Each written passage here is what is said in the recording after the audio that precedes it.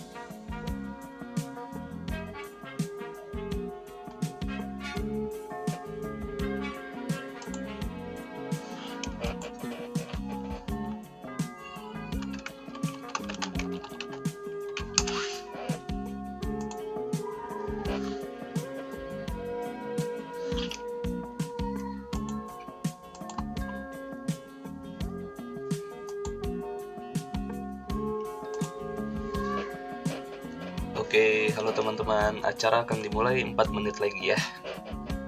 Mohon standby terlebih dahulu.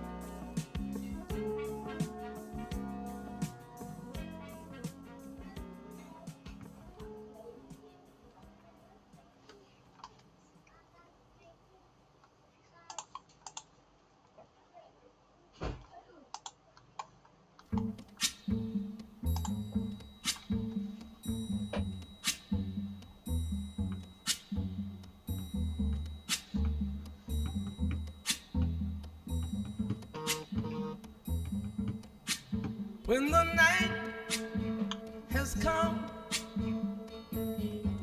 and the land is dark and the moon is the only light we'll see.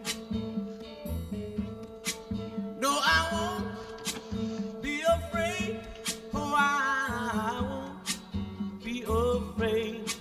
Just as long as you stand by me. So darling, darling, stand by me. Oh, stand by me. Oh, stand by me. Stand by me. If the sky that we look upon should tumble and fall, or the mountain should crumble to the sea, I won't cry, no, I won't shed a tear, just as long as you stand by me.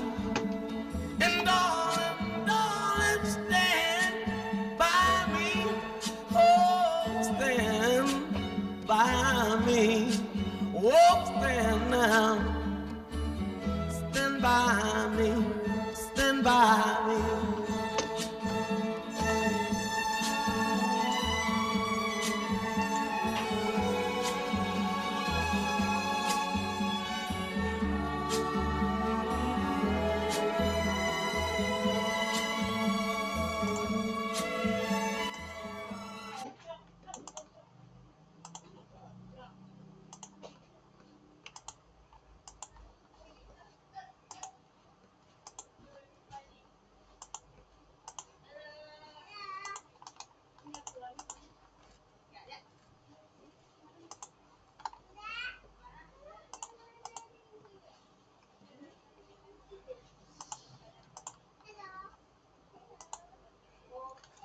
Oke, sudah 8.15 acaranya, kita bisa mulai sekarang ya. Gimana, Okta dan Cindy? Aman, Kak. Oke, kita mulai ya. Baik teman-teman, selamat malam semuanya. Terima kasih sudah datang pada acara webinar malam ini yang berjudul Menjaga Keseimbangan Teknik Mengolah Stres di Tempat Kerja untuk Mencapai Work-Life Balance yang Optimal. Nah, bagi teman-teman yang baru datang, mungkin boleh nih kalau yang sedang bisa buka kameranya, boleh dibuka kameranya. Kita pengen lihat teman-teman. Tapi kalau emang nggak bisa, kami dapat pahami juga karena baru pulang kerja juga ya, Okta. Banyak orang yang baru pulang kerja pasti capek dan ngantuk, terutama tema yang Iya, kita betul bahas banget, Kak. terutama tema yang kita bahas malam ini kan mengelola stres ya. Beberapa yang hadir di sini juga sempat ngasih tahu testimoninya kalau mereka tuh sebenarnya uh, tertarik sama topik ini karena nyambung sama topik ini. Nah, sebelum acaranya kita mulai, aku pengen kita berdoa bersama-sama dulu sesuai dengan keyakinan dan agamanya masing-masing. Baik, siap-siap, berdoa dimulai.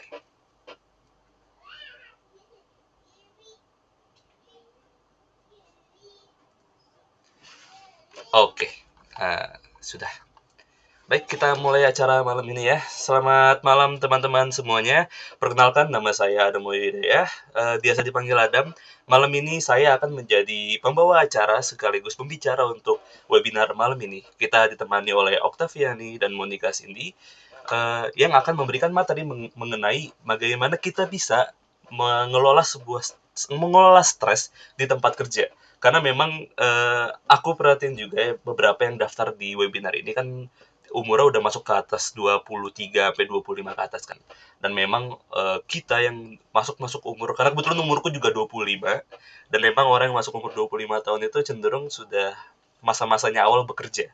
Dan ketika orang sudah memasuki masa-masa awal bekerja, pasti mulai menghadapi dunia baru di mana kita udah tidak berhubungan sama dunia pendidikan lagi. Kita mulai bekerja langsung. Kita mulai langsung menghadapi bagaimana rasanya diteriakin atasan, atau kepepet deadline, atau mungkin ketika kita langsung dikasih tahu kerjaan yang sebenarnya di luar dari ranahnya kita.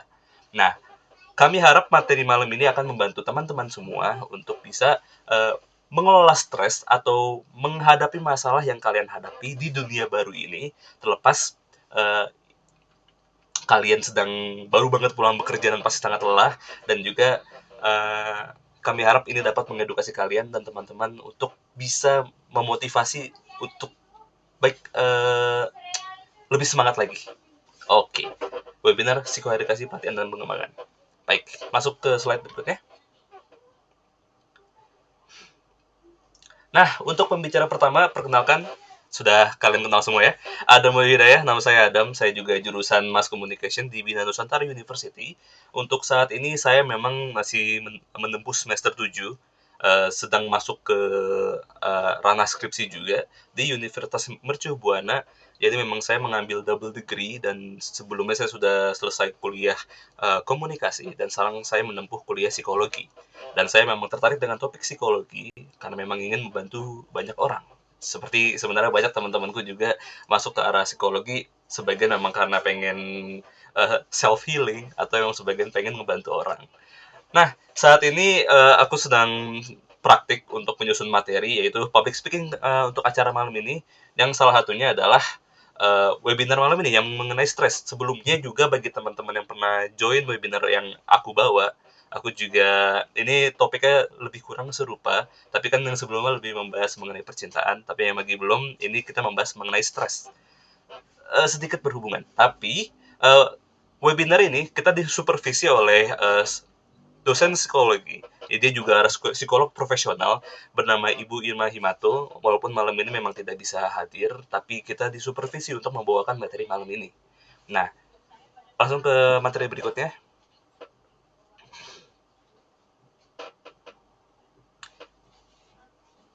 Oke. Nah, stres. Teman-teman pernah mengenal kata stres? Pasti tahu kata stres itu apa. Ada yang pernah mengalami stres gak sih di sini? Mungkin boleh kasih emoji atau angkat tangan kalau yang pernah mengalami stres. Boleh komen juga bagi yang pernah mengalami stres. Siapa sih yang nggak pernah mengalami stres? Lodi, Zai, dan Syah pernah mengalami stres. pasti banyak lah. Tania Diandra pernah mengalami stres. Kita semua pasti sudah mengalami stres. Tapi karena kita masih mengenali bagaimana kita mengelola stres, kita kan nggak bisa nih langsung masuk ke bagian yang ngebahas solusinya apa sih. Nggak bisa. Kita harus mengenal dulu bagaimana stres itu terbentuk. Tapi sebelum kita mengenal stres itu terbentuk juga kenapa, kita harus tahu juga stres itu ada jenis-jenisnya. Nah, tahu nggak sih teman-teman kalau stres itu ada jenis-jenisnya? Nah, ayo kita ke slide berikutnya. Nah, apa itu jenis-jenis stres? Di sini aku mengutip oleh Hans Selye dia adalah seorang bapak dari stress theory. Beliau memang pernah membahas mengenai bagaimana stres itu terbentuk atau apa yang menurut dia stres itu gejala utamanya kenapa dan bagaimana stres itu terbentuk. Stress is the body reaction to any change that requires an adjustment or response. It can be caused by external or internal factors and can affect our physical, emotion, and mental well-being. Bisa fisik, bisa emosi, dan kesehatan mental kita.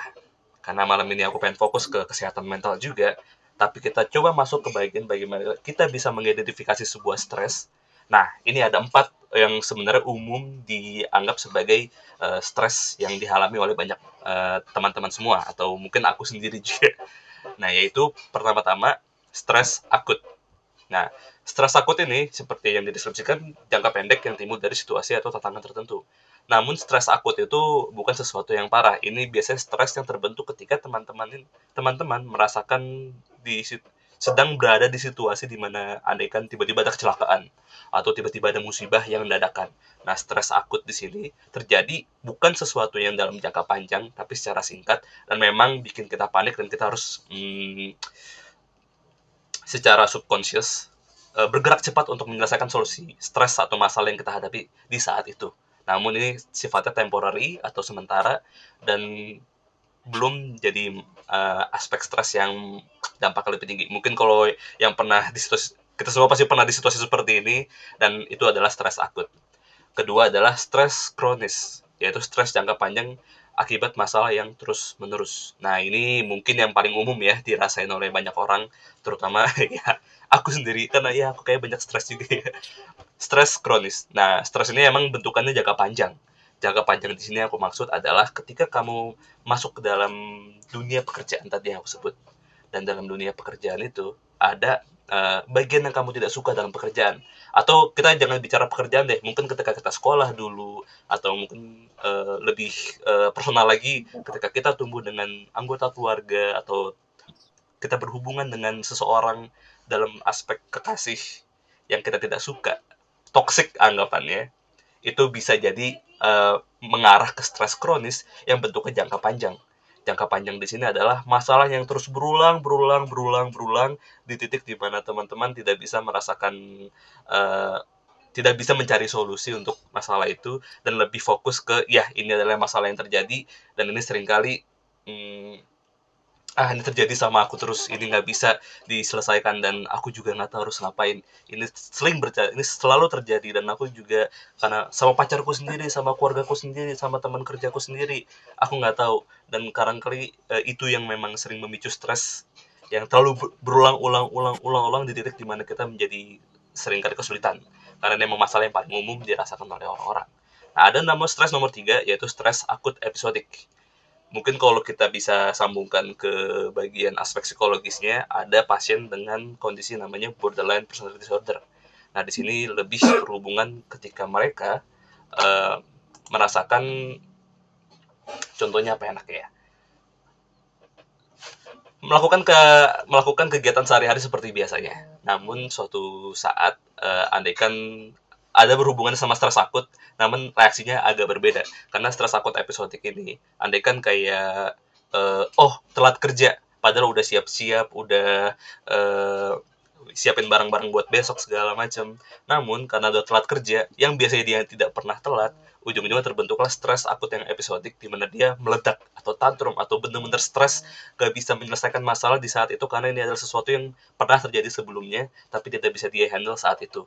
Dan episodik yang aku maksud di sini juga bentukannya sesekali, namun sering terjadi karena bentukannya kan episodik. Dan ketika bagian meledak-meledaknya itu atau bagian sesuatu yang kayak ini pernah terjadi sebelumnya, itu bisa dianggap sebagai stres episodik. Karena ya eh, itu situasi yang memang kadang juga soal telat kan kita ada aspek eksternal yang mungkin nggak berhubungan sama bagaimana kita mengatur time management kita, tapi itu bisa mempengaruhi kita. Nah itu yang bisa berhubungan sama stres akut episodik. Di sini juga kayak apa namanya, masalahku seringkali juga bangun kesiangan.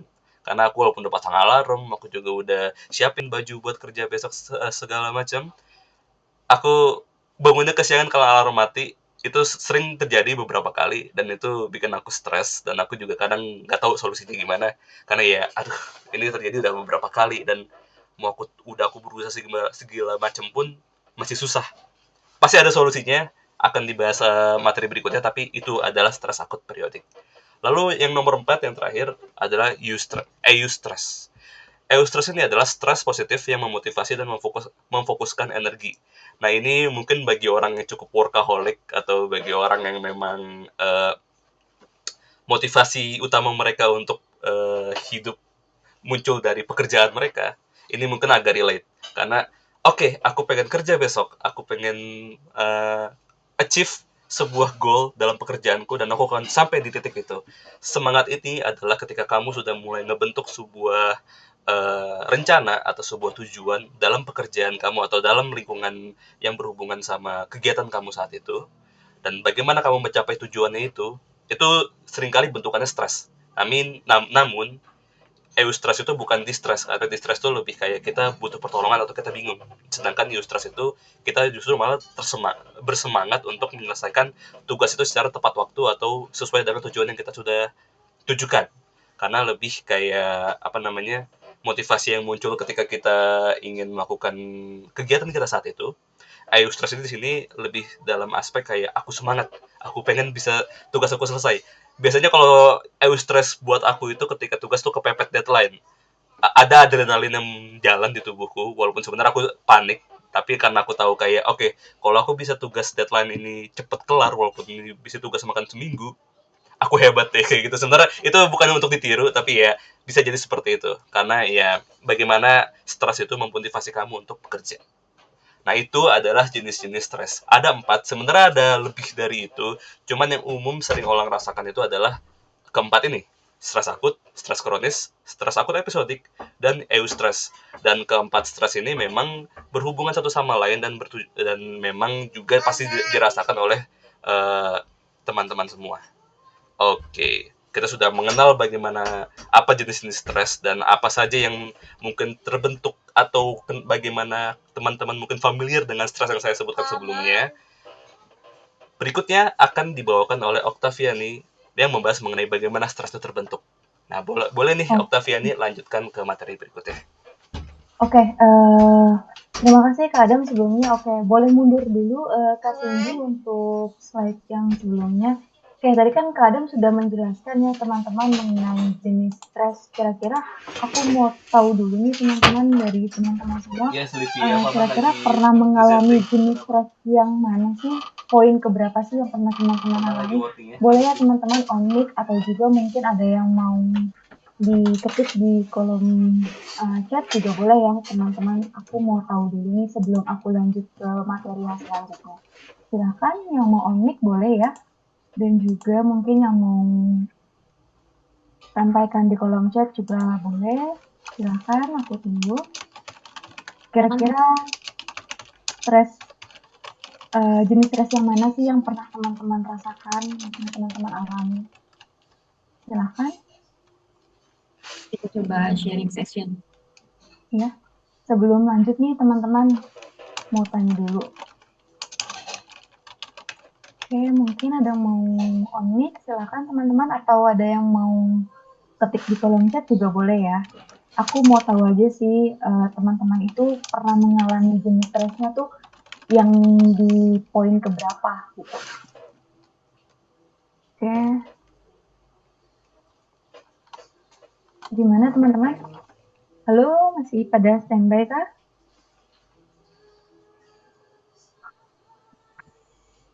Oke, Kak Tania nomor 1 karena project numpuk.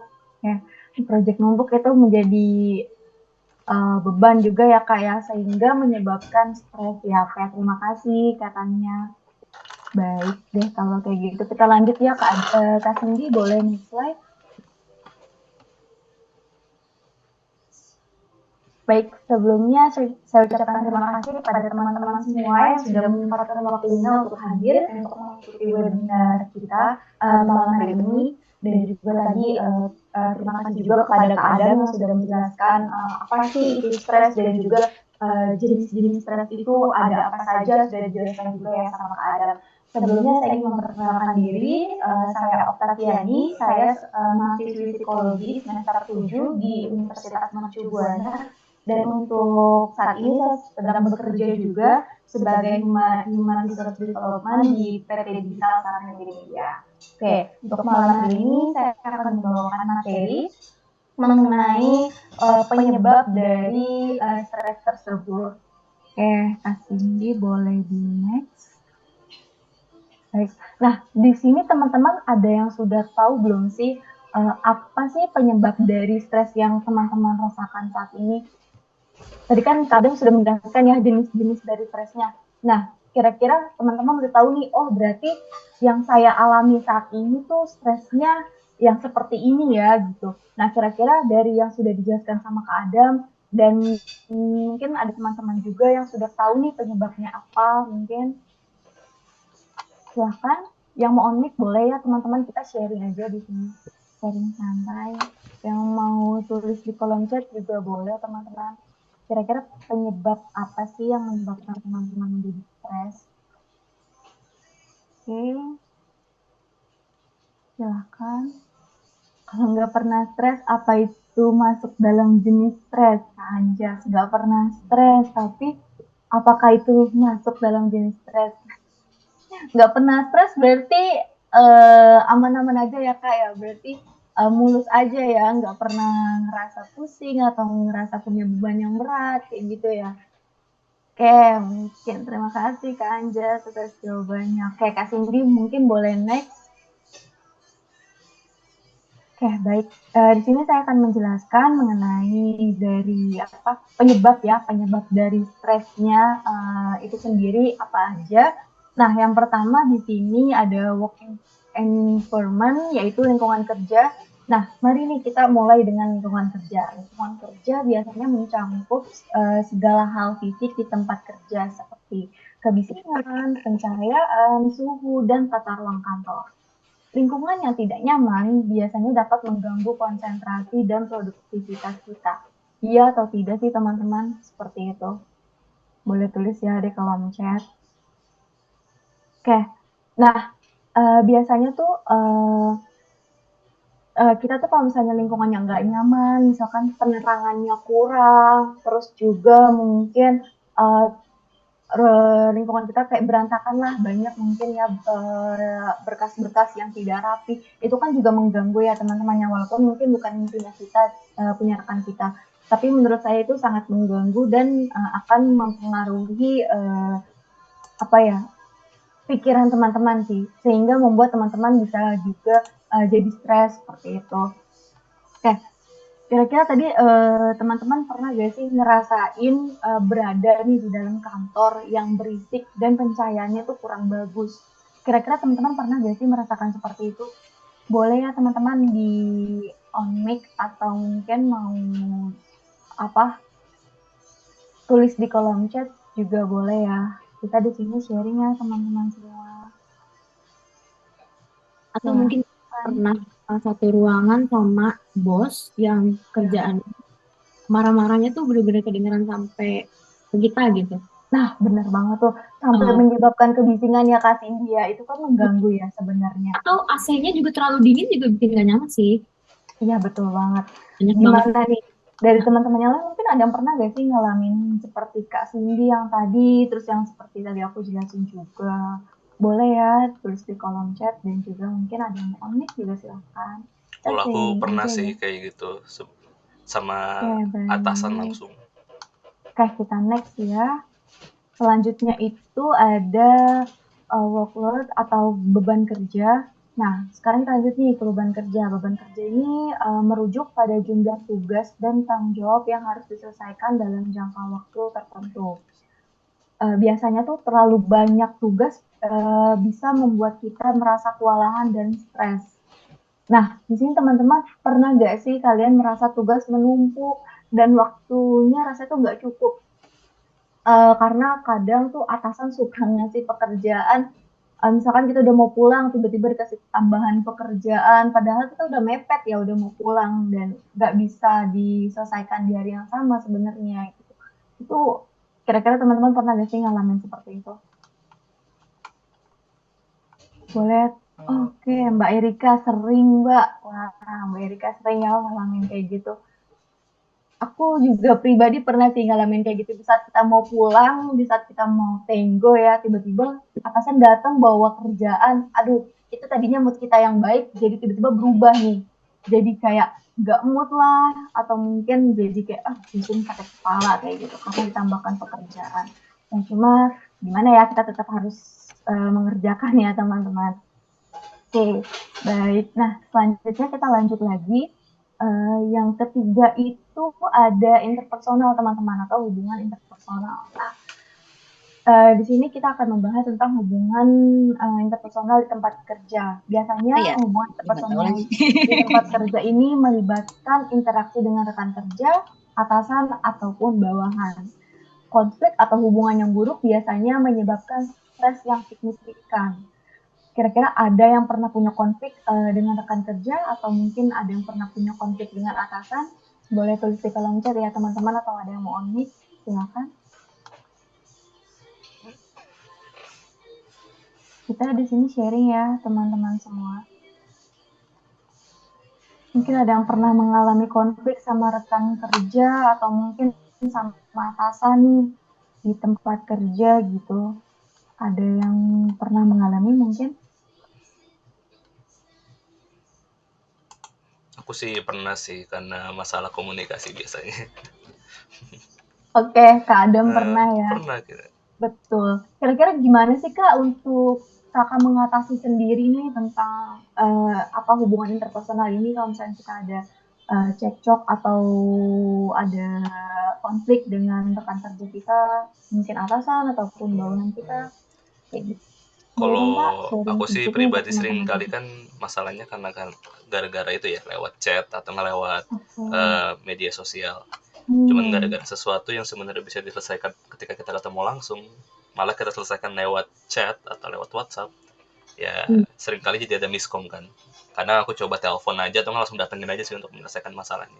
Karena emang masalah komunikasi itu sering banget, terutama karena masalah sinyal itu sering banget bikin kita jadi kayak ribut atau nggak kayak lo tuh ngomong apa sih gitu. Kayak gitu sih biasanya. Oke, bener ya teman-teman. Biasanya kalau misalnya kita ada problem ataupun ini lebih baik kita komunikasinya secara langsung ya. Karena kalau chat yang tadi seperti Kadam bilang juga, itu pernah aku alami juga. Kita akan jadi miskom. Mungkin di chat kita ngebalesnya biasa aja, cuma kita nggak tahu nih respon dari si pembaca. Mungkin ada yang nganggep kok dia jutek banget ya jawabnya, kok dia sensi banget ya jawabnya kayak gitu. Mungkin ada beberapa orang yang seperti itu. Jadi lebih baik untuk menjalin komunikasi yang baik, apapun itu masalahnya coba diobrolin secara langsung agar ketemu titik tengahnya atau juga solusinya ya teman-teman. Sehingga tidak menimbulkan stres nih yang berkepanjangan untuk teman-teman semua. Oke, nah yang selanjutnya ada job security atau keamanan kerja. Nah, sebelumnya saya mau tanya dulu nih sama teman-teman di sini. Kira-kira pernah gak sih kalian merasa khawatir tentang keamanan kerja? Mungkin keamanan kerja ini berkaitan dengan stabilitas pekerjaan ya, dan juga kepastian akan masa depan karir. Misalkan kayak contoh nih teman-teman pernah mengalami mungkin statusnya saat ini probation, tapi masa probationnya udah habis nih. Nah, tiba-tiba udah masa probationnya habis kok nggak diperpanjang-perpanjang ya ke kontrak. Padahal kan emang udah waktunya diperpanjang. Nah itu kan berarti kan sama aja kayak keamanan kerja ya teman-teman ya. Karena status teman-teman digantung nih sama atasan teman-teman semua. Pernah gak sih teman-teman mengalami hal seperti itu? Boleh ya teman-teman diketik di kolom chat ataupun on mic. Atau boleh Silahkan. atau memberikan reaksi juga boleh. Jadi aku hanya ingin tahu sih teman-teman tuh pernah mengalami stresnya di tingkat mana sih, kira-kira sudah di tahap mana nih yang teman-teman rasakan di saat teman-teman sedang stres, dan kira-kira penyebab mana sih yang membuat teman-teman menjadi stres? Boleh ya teman-teman di on mic atau mungkin tulis di kolom chat.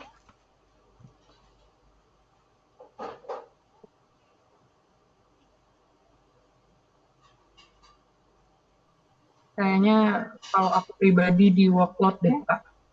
Oke, beban kerja ya Kak Aisyah. Kira-kira gimana nih Kak, beban kerja yang Kakak rasakan di tempat kerja Kakak tuh kayak gimana? Boleh dong Kak sharing? Eh, Kayaknya sih kalau yang aku rasa ya, Kak, Mm-mm. beban kerjanya tuh eh, yang kerjaan menurut aku ya, Kak, menurut aku nih kayak harusnya dikerjain 2 orang tuh jadi 1 orang gitu. Alias banyak banget. Oke. Jadi pekerjaan teman kita garap juga ya. Padahal gajinya cuma 1 ya Kak Iska ya. Itu sering sih terjadi emang. Itu sering terjadi di kantor-kantor. Oke, baik. Terima kasih Kak Iska udah sharing. Oke, lanjut ya teman-teman ya. Yang poin kelima itu ada work-life balance atau keseimbangan kerja dan kehidupan. Nah, sekarang kita bahas tentang keseimbangan kerja dan kehidupan ya teman-teman. Keseimbangan kerja dan kehidupan adalah kemampuan untuk menjaga keseimbangan antara tuntutan pekerjaan dan juga kebutuhan pribadi ataupun keluarga. Nah, di sini siapa sih mungkin di sini ada teman-teman yang merasa kesulitan menyeimbangkan pekerjaan dengan kehidupan pribadi. Mungkin ada yang pernah sulit nih, kok kayaknya gue lebih ke karir ya, lebih ke kerjaan ya, kayak nggak ada waktu untuk keluarga gitu. Mungkin ada yang ngerasa seperti itu.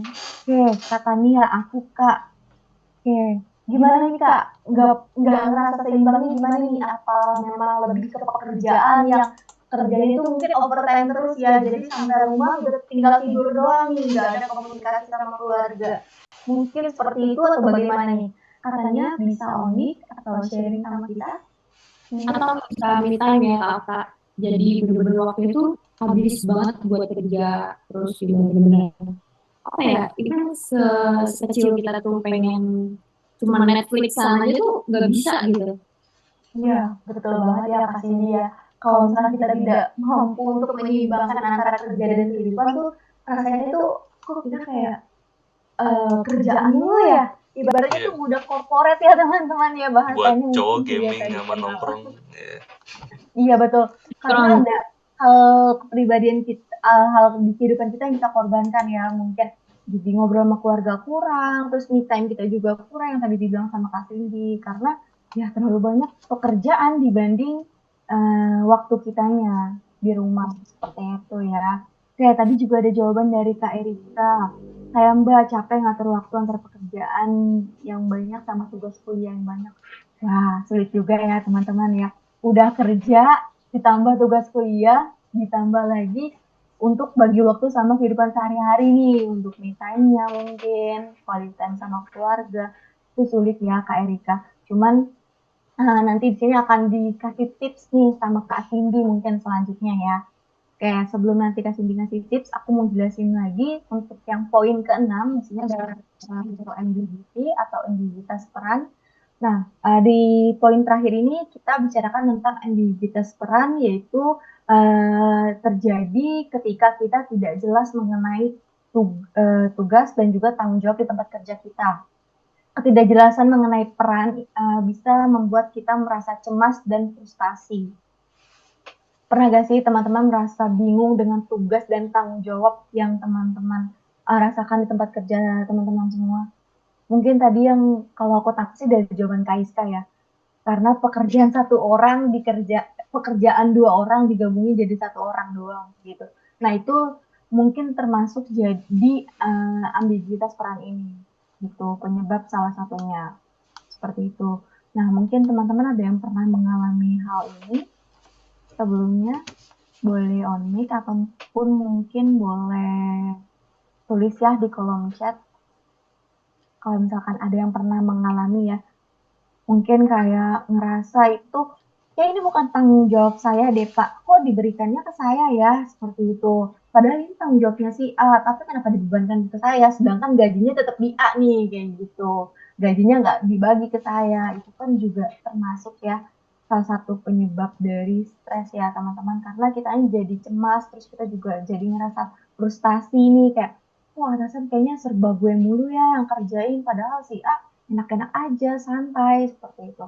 Nah itu, salah satu penyebabnya juga sih. Oke. Ini ada sharing sih Kak Okta dari Kak Tania. Jadi Kak Tania ini Oke. di mall. Jadi Mhm. kerjaan ini nggak ada batas jelas antara kerja sama enggak kayak gitu. Ini Oh, masuk ke role ambiguity ini. iya benar sih. Dia jadi full remote semuanya ya kerjaannya. Jadi padahal ada beberapa orang tapi katanya ini mengerjakan dengan sendiri ya. Dan itu pun kelar, tapi ini dia yang menyebabkan mungkin kita menjadi stres ataupun frustasi ataupun merasa cemas ya. Karena beban kerja dan tanggung jawab yang nggak jelas dari atasan kita. Kayak gitu. Mungkin nanti untuk sesi selanjutnya akan dijelaskan ya sama Kak Cindy mengenai solusi apa sih yang bisa teman-teman lakukan nih di saat teman-teman sedang mengalami stres atau mungkin sedang mengalami tekanan di tempat kerja. Oke, nah balik lagi tadi kan aku sudah menjelaskan ya beberapa penyebab stres di tempat kerja yang bisa kita hadapin sehari-hari itu biasanya tuh. Nah, kuncinya sebenarnya teman-teman mengenali apa yang bikin kita stres dan mencari cara untuk mengatasinya. Oke, nah semoga nih dengan pembahasan ini kita bisa lebih siap menghadapi stres dan bekerja dengan lebih bahagia lagi ya. Kalau bisa sih stresnya dihilangin ya teman-teman ya, biar kitanya tetap mentalnya tetap sehat dan juga tetap positif ya. Jadinya kita juga kerja lancar saja, nggak ada kendala gitu. Oke, mungkin saya ucapkan terima kasih sudah mendengarkan sesi saya ini dan mengenai solusi apa yang bisa dilakukan pada saat teman-teman mengalami stres di tempat kerja nanti akan dibahas oleh rekan saya, Kak Monica Cindy. Yuk kita sambut dengan memberikan reaksi tepuk tangan ya teman-teman ya. Ya, terima kasih. Silakan Kak Monica dan Bilali. Selamat malam teman-teman semuanya. Terima kasih sebelumnya Kak Adam atas materi yang udah disampaikan ya terkait dengan jenis stres. Itu jenis stres jadi banyak tahu juga tentang ternyata ada beberapa kategori ya. Jadi kayak ada eustress, ada stres akut, kemudian ada stres yang terus menerus, ada juga stres kronis ternyata sampai episodik ya. Jadi kayak yang kita mungkin nggak tahu mau ngapain. Kemudian juga Kak Okta udah melengkapi juga materi kita hari ini dengan melengkapi dengan penyebab. Oke, jadi Kak Okta udah mulai menjelaskan bahwa kenalin sumber stres dulu. Setelah dari jenis stres, kita harus kenalin juga jenis sumber stres kita tuh dari mana, atau dari eksternal atau dari internal, dan gimana cara untuk mencari pengatasinya kayak gitu. Jadi sebelumnya kenalin dulu teman-teman, nama saya Monica Cindy Septiani, biasa dipanggil Cindy.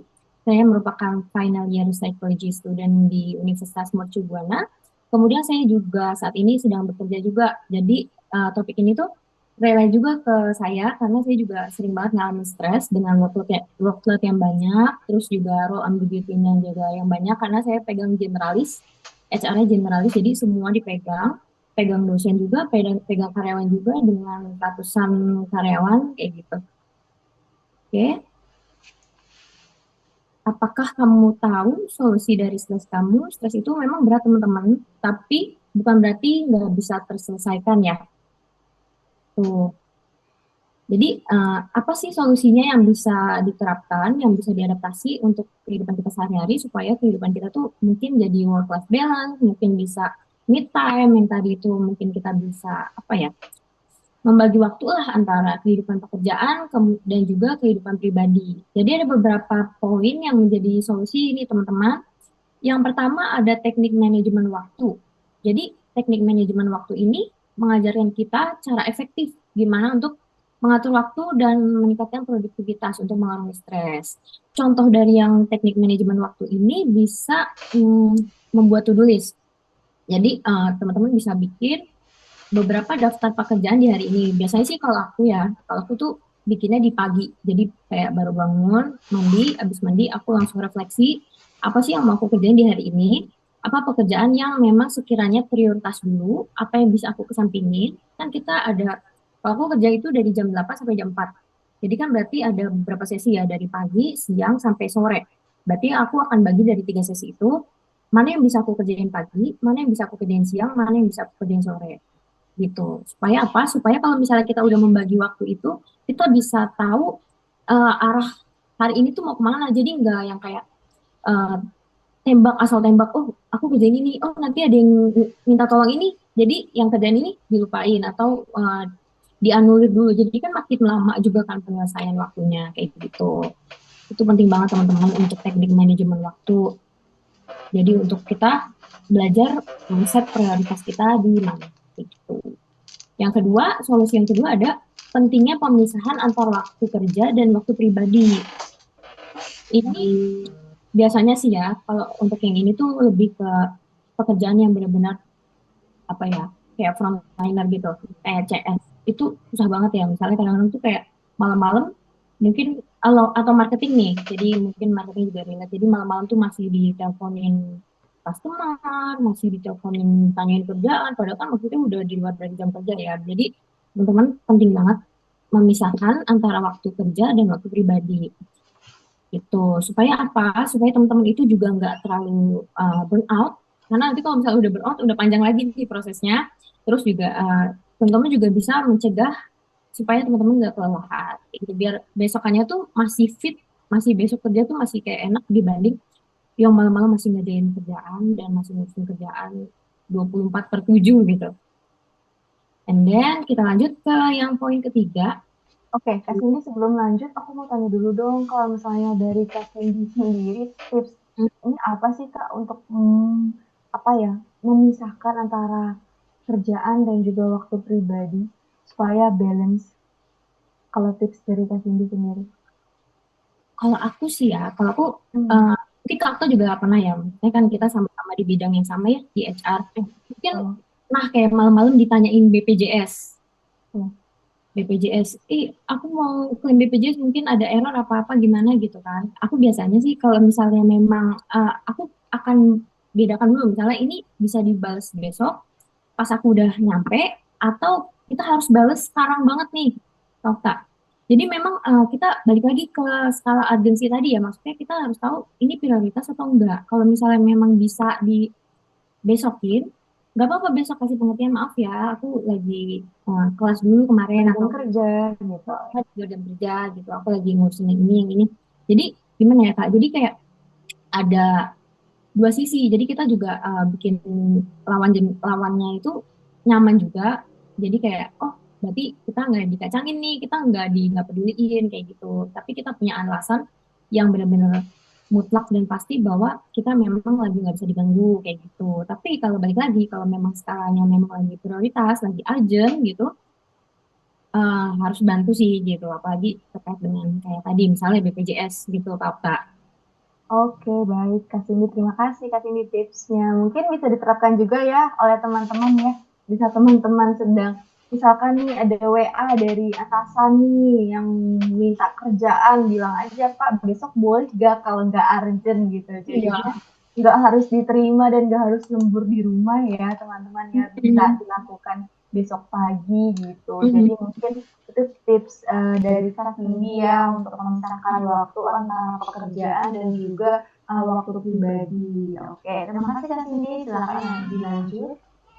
Yang penting orang tuh dikasih pengertian aja sih menurut aku, karena begitu kayak kalau kita dikasih pengertian kita lagi ngapain, kita lagi nggak bisa balas dulu gitu kan, orang juga mungkin lebih tenang gitu lah daripada kita di tiba-tiba cut gitu, nggak no respon padahal kita ternyata juga urgent juga gitu sih. Iya, betul banget. Paling Dan juga lain kita nih. Aku juga ada sih sebenarnya kalau soal begini deh, kan ada berhubungan sama manajemen waktu dan pemisahan antara waktu kerja dan pribadi. Paling itu lebih kayak bagaimana kita tahu jam kerja kita tuh jam sampai jam berapa aja. Kalau kita udah masuk keluar jam kerja kita, ya lepaskan semua yang berhubungan sama kerjaan kita. Itu adalah untuk diri kita gitu loh. Kayak aku udah tank dari jam 8 sampai jam 5 itu adalah waktu kerjaku. Di luar itu aku bakal balasnya pas aku jam kerja gitu loh. Jadi kalau ada yang WA aku nggak bakal balas. Biasanya aku kayak gitu. Dan emang beberapa orang pengen urgent kalau mereka nelpon, tapi kalau cuma lewat chat doang dan emang urgensinya nggak terlalu darurat, ya jawab aja. Bisa Masih jawab besok kan, masih iya. bisa dikasih toleransi untuk besok aja jawabnya gitu sih. Sesuaikan aja sama jam kerja kalian. Biasanya sih gitu sih. Kita perlu nafas dikit juga kok, teman-teman. Ya, betul. Benar. Terima kasih Kak Adam untuk tipsnya ya. Terus dari Iya. tips tadi Kak Cindy juga udah memberikan tips, Kak Adam juga sudah memberikan tips. Mungkin bisa diterapkan ya sama teman-teman semua ya.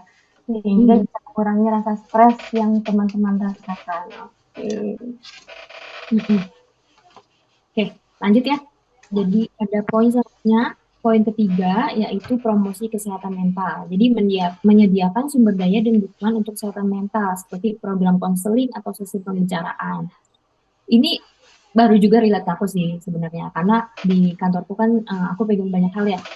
Terus kayak ada beberapa karyawan yang punya masukan dan masukannya kan bagus banget. Tapi kan kita semua di kantor itu kan punya birokrasi ya.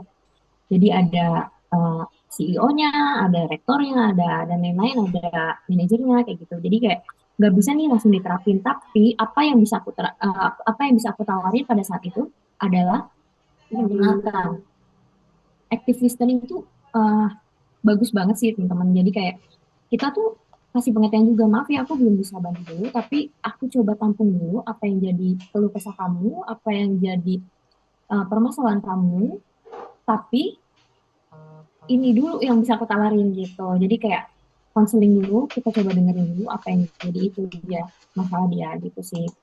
Jadi orang yang tadi kita bikin orang nyaman sih, tenang sih gitu. Karena kita belum bisa memberikan solusinya sekarang banget gitu. Itu sih. Lanjut, yang gimana Kak Okta?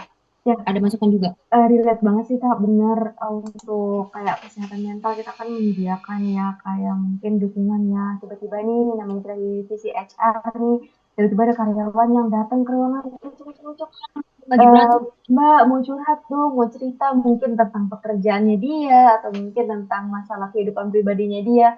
Itu ada saja ya teman-teman ya yang datang. Mungkin mereka nggak minta solusi, cuman hanya mungkin ingin didengarkan supaya dia ngerasa tuh emosinya dia keluar aja gitu. Padahal biar nggak terlalu berat ya lah yang dirasain sama dia. Bisa kayak gitu sih Kak Cindy. Ada beberapa juga, cuman ya tenang aja ya kalau misalkan kalian cerita ke HR itu rahasia kalian juga aman. Kita nggak akan mungkin publikasiin problem yang kalian rasakan kayak gitu sih. Oke, baik. Next Kak Cindy silahkan. Istilahnya HR itu tempat buangan sampah karena bener-bener semua orang tuh ceritanya ke kita teman-teman. Iya, betul banget teman-teman. Jadi suka dukanya karyawan tuh terkadang kita juga nampung ya. Tapi webinar malam ini juga promosi kesehatan mental juga sih sebenarnya. Karena kan kita pengen tahu kan bagaimana mengelola stres ya. Benar banget sih Kak Adam. Ini sebenarnya banyak ya yang bisa kita ambil juga ya teman-teman ya dari tadi mungkin definisi stres dan juga jenis-jenis, lanjut lagi ke penyebab dan di sesi ini kita membahas tentang solusinya. Gitu. Jadi banyak sih yang bakal kita ambil dari webinar malam kita hari ini. Gitu. Oke, Kak Cindy boleh dilanjut. Oke, kita lanjut ke poin yang keempat. Jadi membuat komitmen individu untuk perubahan. Jadi mendorong peserta untuk membuat komitmen pribadi untuk mengubah kebiasaan yang merugikan keseimbangan kerja dan kehidupan mereka.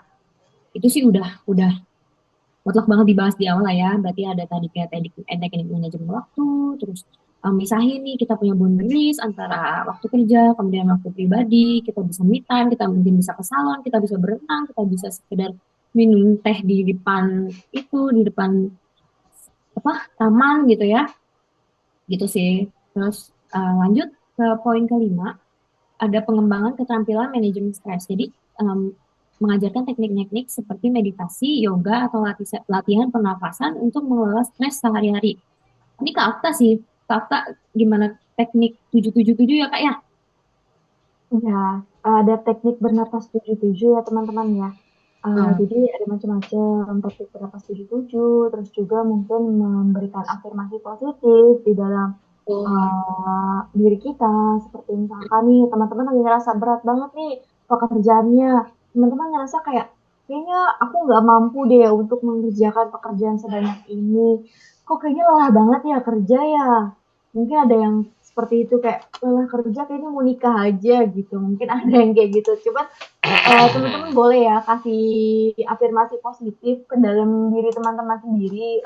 Teman-teman boleh mengatakan bahwa teman-teman tuh bisa untuk melewati semuanya, teman-teman tuh mampu, dan teman-teman itu sangat berharga seperti itu. Jadi teman-teman nggak boleh pesimis di saat teman-teman sedang mengalami stres, jadi sangat down atau kayak gimana. Ini teman-teman bisa memberikan afirmasi positif, atau mungkin teman-teman bisa relaksasi sejenak di saat teman-teman sedang menghadapi pekerjaan ya, bolehlah 5 menit jeda dulu untuk tarik nafas dalam-dalam, terus dikeluarkan, terus coba tarik nafas lagi, dikeluarkan lagi gitu. Jadi ada jeda ya teman-teman. Jadi nggak dilanjut pekerjaan terus. Jadi karena kadang kalau misalkan kita terus-terusan pekerjaan kita stres itu pengaruh juga ya ke asam lambung ya, karena pikiran itu bahaya banget sih teman-teman, karena saya pribadi pun mengalami hal tersebut kayak gitu. Jadi nggak mau, iya bener, relate banget ya teman-teman, karena aku pun ngerasain hal seperti itu ya. Aku kadang suka kayak pekerjaan terus juga aku suka kayak ngerasa capek, lelah gitu, apalagi perjalanan rumah ke kantor juga cukup jauh ya. Cuma ya mau gimana kita masih membutuhkan uang ya teman-teman. Jadi mau nggak mau ya udah memberikan afirmasi positif kepada diri aku sendiri, dan juga mungkin aku melakukan teknik relaksasi, atau juga mungkin aku visualisasi kayak meditasi, kayak di hari weekend aku coba meditasi atau mungkin jogging juga bisa. Itu sih kalau dari aku pribadi ya Kak Cindy. Mungkin dari Kak Adam ada tips lain, Kak Adam yang bisa teman-teman tahu juga nih tips-tipsnya dari teknik-teknik yang tadi Kak Cindy sebutkan.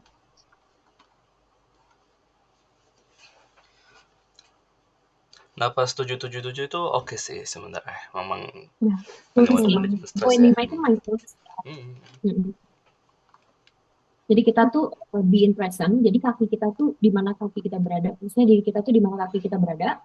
Jadi kita tuh kadang kan maksudnya overthinking, mikirinnya kemana-mana. Aduh kerjaan gue tadi bagus nggak ya? Tadi lancar nggak ya? Maksudnya tadi ngecewain atasan nggak ya? Maksudnya kayak kita tuh debat dengan diri sendiri terus gitu kan. Tapi dengan mindfulness tuh kita bisa untuk kaki kita di mana gitu ya. Udah sekarang. Berarti kalau misalnya udah berlalu ya udah. Coping Oke, ya nah gitu. tadi kita kan sudah memberikan tipsnya ya teman-teman. Mungkin dari teman-teman yang lain ada yang pernah gak sih menerapkan teknik-teknik yang tadi udah dijelasin? Boleh tulis di kolom chat ya teman-teman ya. Kita mau sharing aja sih. Kira-kira teknik yang mana sih yang pernah teman-teman gunakan, yang teman-teman pernah lakukan bisa teman-teman sedang mengalami stres? Mungkin meditasi kah, yoga kah, atau di latihan pernapasan? Boleh tulis di kolom chat, atau mungkin ada yang mau on mic untuk sharing, boleh ya teman-teman ya. Boleh raise Silahkan. hand atau kalau Iya, teman-teman ada Raisen juga tips boleh, atau memberikan apa boleh reaksi juga juga sharing. boleh. Mm. Iya, kita sharing aja di sini, kita sharing santai, biar nggak usah tegang-tegang ya, nanti takutnya stres juga, jadi kita relax aja. Walaupun kita sama-sama bekerja kan kita juga masih pelajar ya, dan emang bagian dari kita melakukan webinar malam ini untuk sharing juga dan belajar juga untuk kita gitu loh. Bener banget Adam, karena banyak juga yang bakal kita ambil juga nih dari sesi webinar ini. Oke, mungkin ada ya teman-teman yang mau sharing lewat chat juga boleh ya, bantu di ketik ya di kolom chatnya. Atau mungkin ada yang mau on mic nih, mau sharing gitu, boleh juga. Kira-kira teknik yang mana sih yang tadi udah kasih dijelaskan itu yang teman-teman pernah terapkan di kehidupan sehari-hari di saat teman-teman sedang mengalami stres? Mungkin Kak, aku pernah menerapkannya meditasi. Oh, gitu.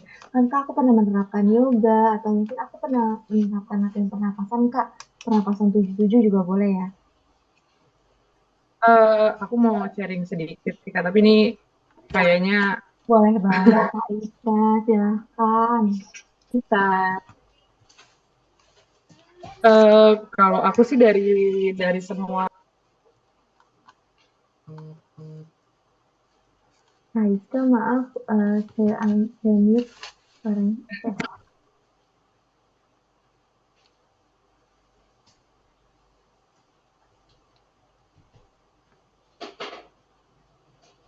maaf ya ada iklan dulu. Kalau aku ya dari semua tadi yang solusi kakak-kakak sharing, aku tuh dapat banget yang dari Kak Adam sharing tadi yang kayak apa ya mengontrol jam kerja gitu ya, kayak pokoknya jam kerja tuh dari jam 9 sampai jam 5. Trigger apapun yang didapat di kerjaan gitu ya yang bikin stres, pokoknya kalau udah pulang kerja harus lupa gitu, maksudnya kayak udah nggak usah diinget-inget lagi, atau kayak lebih ke dilampiasinnya tuh ngapain gitu ya. Terus kalau misalkan kayak pas ngatasin stresnya lebih ke afirmasi positif sih Kak, kayak mungkin pas ada yang bikin trigger stres gitu di tempat kerja, lebih kayak diafirmasi kayak ya udahlah, ntar juga ini lewat, ntar juga ini selesai, ntar juga ini kayak terlewatkan intinya gitu. Jadi kayak itu bisa bikin stres banget gitu. Bebo. Terima kasih Kak Iska atas sharingnya. Berarti Kak Iska udah menerapkan teknik afirmasi positif ya untuk dirinya ya. Kira-kira gimana sih Kak setelah Kakak menerapkan afirmasi positif di dalam diri Kakak? apa yang Apa sih yang Kak Iska rasakan gitu? Mungkin Kalau aku pribadi berafirmasi tuh kayak triggernya Kak, terus kayak udahlah ngapain sih dipikirin, orang kan kadang ngomong nggak kadang nggak mikir dulu gitu ya menurut aku. Jadi kayak udah tenang, ini bisa dilewatin gitu, semangat, besok harinya baru lagi. Terus jangan sampai gampang stres lagi gitu. Itu ngaruh sih Kak, kurang lebih tuh kayak kalau menurut aku ya, kalau yang aku rasain tuh setelah afirmasi positif di diri aku tuh kayak tidur tuh lebih lebih rileks gitu kali ya. Kalau tadinya kayak bawa stres sampai rumah terus kesel sampai malam, itu kadang bangun tidur tuh nggak fresh gitu Kak. Tapi setelah afirmasi positif misalkan di malam hari gitu, kayak udah semangat lagi besok, jangan gampang stres lagi gitu-gitu ya. Itu kayak apa ya, besoknya tuh lebih fresh aja kali kalau mungkin, kalau aku mungkin ya Kak. oke, Oh, lebih rileks ya Kak ya. Lebih lega gitu ya, kayak apa ya, nyemangatin diri sendiri ya. tuh nyemangatin diri Oke, sendiri. terima kasih Kak Ika atas sharingnya. Oke, ini ada Kak Erika, pernapasan 77 Kak. Wah, Kak Erika sudah testimoni juga nih ya. Pernapasan 77 sudah pernah dipraktikkan oleh Kak Erika. Tadi afirmasi positif juga udah dicoba sama Kak Erika. Wah, jadi teman-teman juga bisa ya dijadikan tips nih bisa teman-teman sedang merasakan stres tapi pengen yang cepat untuk apa ya, untuk mengelolanya atau mungkin untuk meredahkannya gitu, nggak yang langsung hilang sih teman-teman, cuman lebih mengurangi ya, lebih tepatnya ya. Oke, mungkin ada lagi yang teman-teman yang mau on mic atau mau chat, silakan. Atau mungkin bisa dilanjut ke Cindy deh di poin yang ke-6. sesi terakhir, sharing session.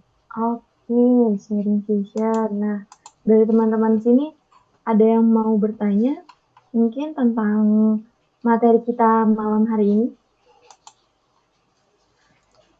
Tadi untuk materi ke-6 udah ya, solusi ke-6 ya? Ya, untuk poin ke-6 sudah dijelaskan belum Kak Cindy? Karena lumayan penting juga nih untuk best practice kan dan studi kasus. Oke, kita mundur lagi ya teman-teman ya ke slide yang Kita balik sebelumnya. sedikit. Oke, silakan Kak Adam. Oke, aku sebenarnya untuk studi kasus dan best practice ini sebenarnya oke banget nih, karena memang banyak orang yang nggak tahu kalau sebenarnya tuh setiap perusahaan itu, dan sebenarnya pasti ada yang tahu juga sih, tapi perusahaan tempat kita kerja itu nggak selalu sama perusahaan lain. Kalau orang kalau mikir kayak aduh perusahaanku tuh paling buruk, pasti perusahaan lain bakal lebih buruk lagi atau mungkin bakal lebih enak lagi, itu sebenarnya relatif. Dan di sini yang fokus kita adalah studi kasus dan best practice, di mana kita tuh pengen tahu. Coba aja kalian ketemu teman kalian yang kerja di perusahaan lain atau di bidang lain, atau mungkin yang lebih baik sih serupa ya sama bidang kalian, tanya sebenarnya budaya kerja di tempat kamu tuh kayak gimana sih? Sebenarnya kamu gimana sih nge-handle stres di tempat kamu, atau enggak apa sih masalah yang paling umum? Pasti ada sesuatu yang bisa kamu relate, atau pasti ada sesuatu yang bisa kamu sharing gitu ya. Bener bukan sih, Cindy? Bener banget. Jadi Hmm, studi kasus aja sih jadinya dapatnya. Jadi kayak mana yang lebih baik untuk bisa diterapkan, mana yang bisa adaptif juga buat kamu lebih nyaman untuk dijalankan juga sih gitu.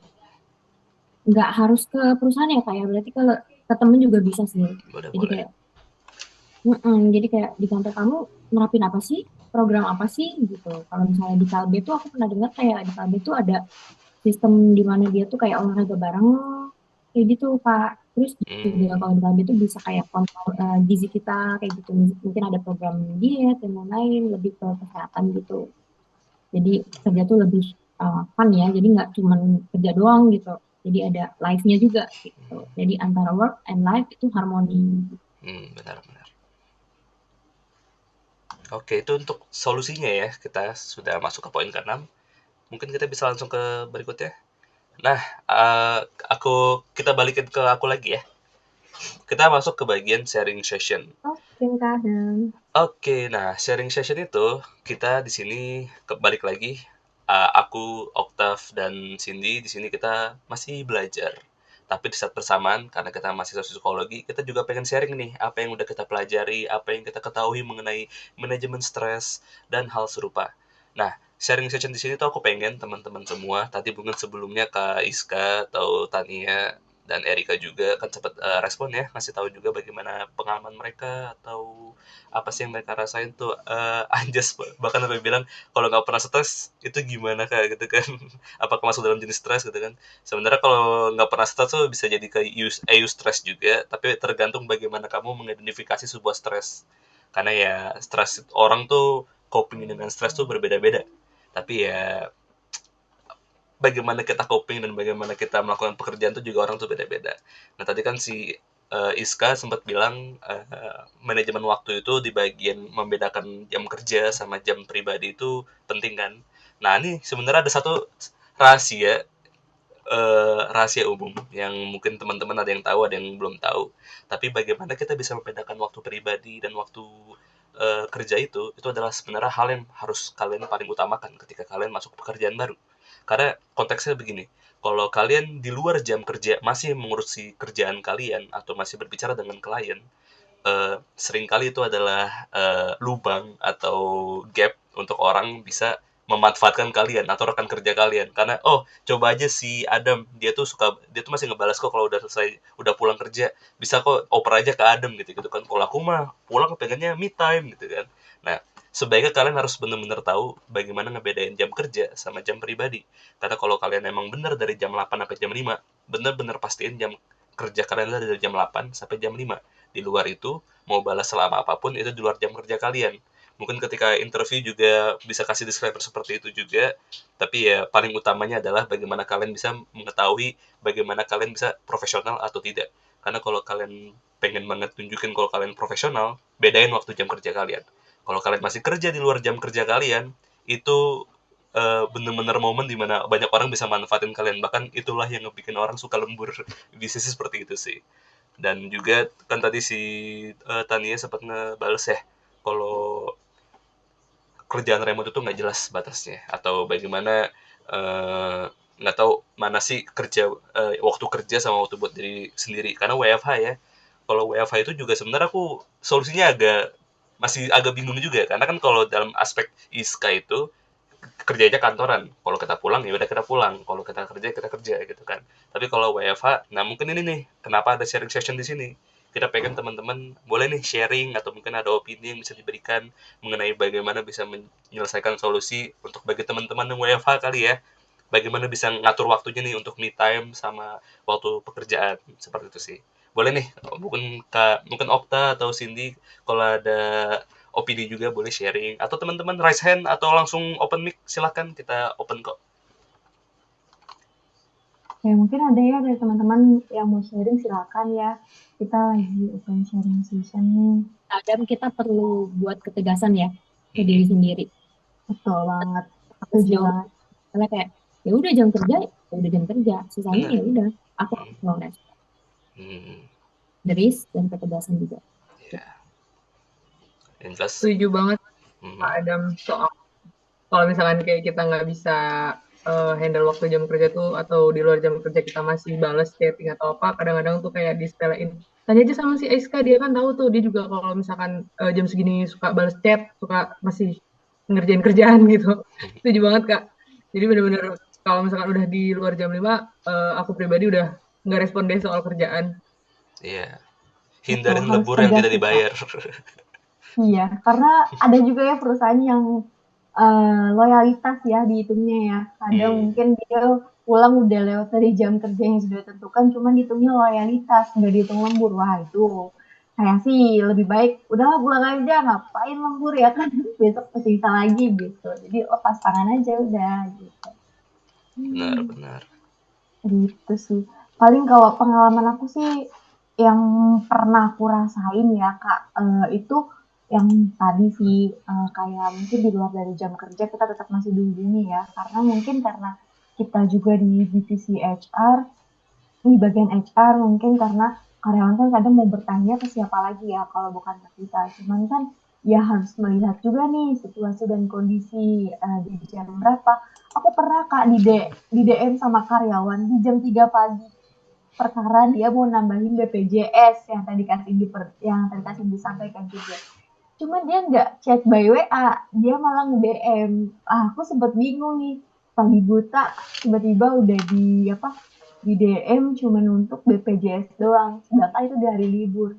Sempet bingung sih, bales gaya gitu. Cuman karena melihat urgensinya, kebetulan suaminya masuk rumah sakit dan belum mempunyai BPJS, jadi mau nggak mau ya udahlah saya respon dan saya tambahkan untuk suaminya kayak gitu. Sebenarnya kan itu di luar dari jam kerja ya.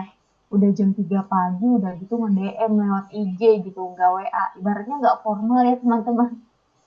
Nah, itu tergantung sih balik lagi yang menurut kita ini penting gak sih untuk dibalas. Kalau menurut kita penting yang memang urgensinya itu kesehatan, sebisa mungkin kita respon ya. Cuman kalau untuk masalah pekerjaan, sorry to say mungkin untuk besok masih bisa dikerjain sih. Selagi kita besoknya datang lagi ke kantor gitu. Kecuali kitanya itu besok udah nggak kerja lagi atau kayak gimana. Iya, Baru benar. dikejar di hari yang Nih juga nih gitu. ada nih Ronaldo, dia nanya tips yang paling efektif yang mana Kak? Oke, Sebenarnya Kak kita Adam, boleh dong sharing. Nah, sementara coba balik ke slide solusi kalau bisa, Cindy. Oke, Kak Cindy boleh mundur Kak. Kita flashback ke Nah, belakang. what are the Oke. solution kan? Nah, solusi yang kita berikan di sini itu memang berhubungan sama situasi yang teman-teman mungkin punya, karena kita semua kan pasti punya stres yang berbeda-beda. Kayak yang di paling awal yang aku bahas. Terus jenis environment-nya juga beda-beda. Kayak kenapa sih stres bisa terbentuk? Nah, boleh nih Ronaldo kalau boleh open mic atau chat aja. Kira-kira apa sih kendala yang kali ini kamu hadapin, stres macam apa yang mungkin kamu lagi hadapin saat ini. Boleh sharing-sharing juga boleh, kan kita lagi sharing session ya, bener?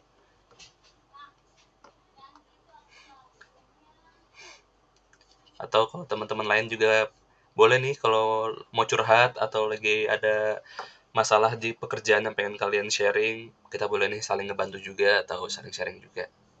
Ada teman-teman. Kita di sini diskusi santai aja ya. Jadi nggak perlu tegang. Ini webinarnya kita untuk sharing kok. Jadi mungkin kita juga masih belajar tadi Kak Adam bilang. Cuma kita di sini mau membantu meringankan rasa stres mungkin yang teman-teman miliki gitu. Jadi kita di sini mau sharing tips-tipsnya sih gitu. Cuman kan sebelum kita memberikan tips ke teman-teman, kita perlu tahu dulu nih di tahap mana sih teman-teman mengalami stresnya. Kira-kira di jenis stres mana sih yang teman-teman rasain gitu. Boleh ya teman-teman sharing. Karena buatku tuh yang paling efektif ya teknik manajemen waktu dan nomor 1 dan nomor 2 sebenarnya. Karena manajemen waktu itu masalah besarku banget, terutama waktu kerja dan waktu pribadi. Kalau nomor 2 tuh solusi yang aku bilang tadi ya, beda yang jadi profesional aja dalam pekerjaan, tahu jam pribadi sama jam kerja. Tapi kalau manajemen waktu ya aku masih kurang pintar sih, tapi ya bener kata Cindy ya, kita coba tulis apa yang kira-kira jadi skala prioritas kita pada hari itu, dan mungkin coba aja ikutin list-list yang kita harus lakukan pada hari itu. Kadang kalau aku nggak nulis list, ya semuanya di belakang kepala doang, dan ya istilahnya masuk kuping kanan keluar kuping kiri gitu kali ya. Tapi ya bener, tulis bisa, dan ikutin aja sama jadwal yang kamu udah buat sendiri, seperti itu sih.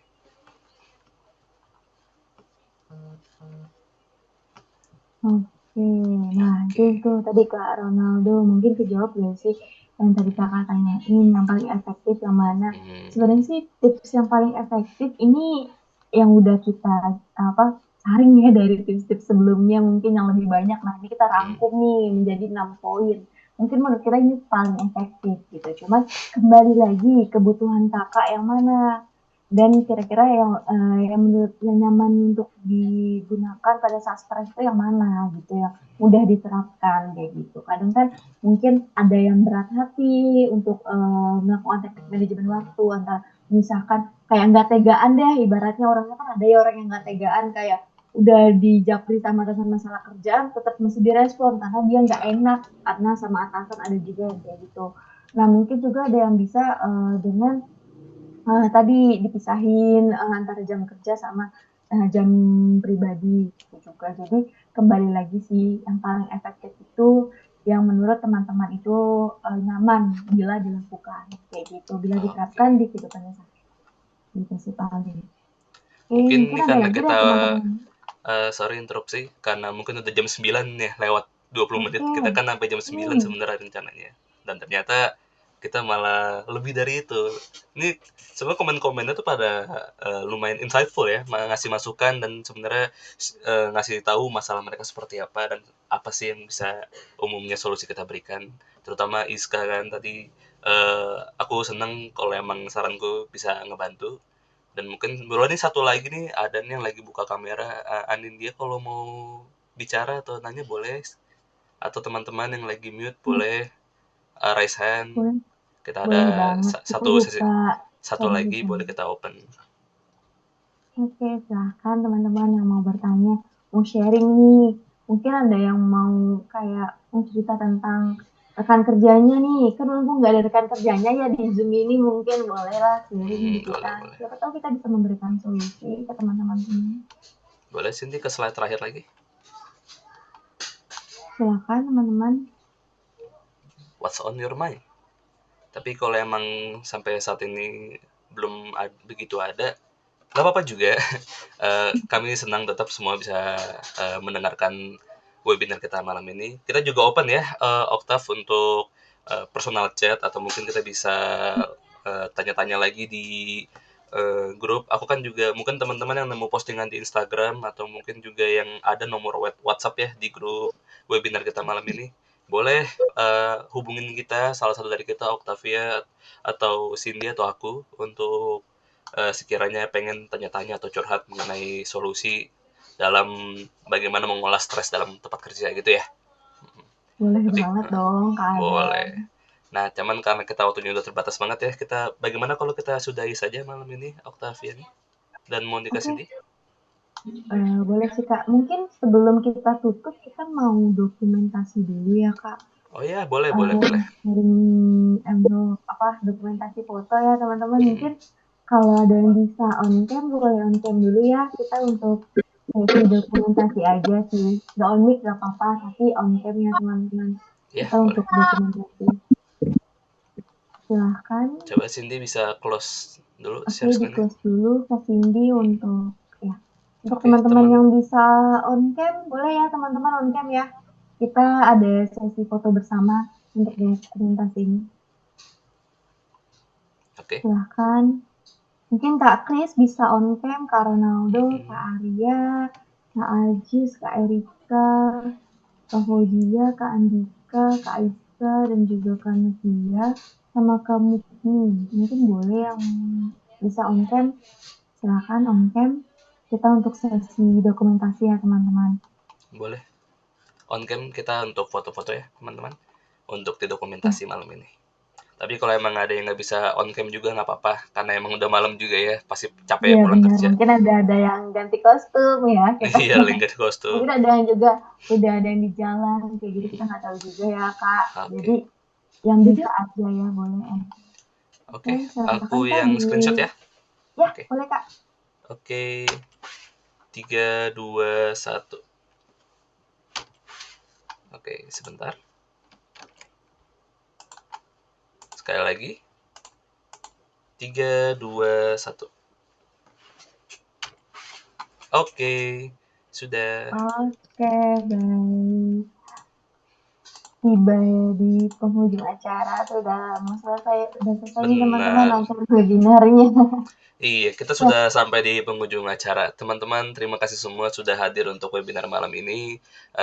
Semoga materi yang kita berikan bermanfaat untuk teman-teman. Dan di sisi lain kita berharap materi ini bermanfaat untuk teman-teman. Kita juga berterima kasih.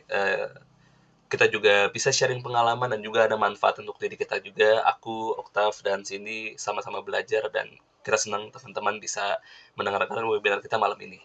Dan oke, terima kasih semuanya teman-teman.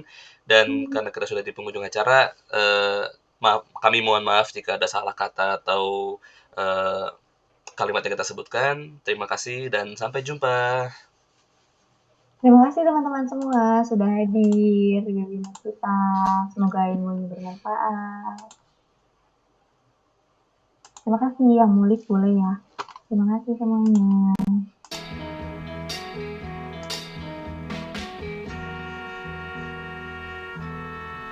Boleh pelan-pelan meninggalkan teman-teman semuanya. Terima kasih. Kalau ada yang mau sharing boleh DM kami.